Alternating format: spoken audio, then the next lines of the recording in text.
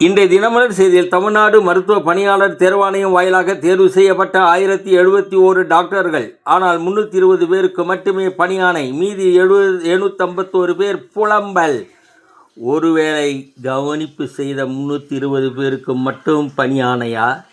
பகுதி நேர படிப்பில் முனைவர் பட்டம் பெற்றவர்கள் உதவி பேராசிரியராக தகுதி இல்லை என்ற உயர்கல்வித்துறை அரசாணை. PhD பட்டம் பெற்றவர்கள் அதிர்ச்சி. கேரளாவில் திருவனந்தபுரம் திருவிதாங்கூர் அரண்மனையில் 2 கோடி தங்க நகைகள் திருடு போன சம்பவம் அதிர்ச்சி. ஊழல் இதுவரை சபரிமலை தங்க விவகாரம், நெய் ஊழல் உட்பட எதையும் கண்டுபிடிக்க முடியாமல் கேரள அரசு திணறல்.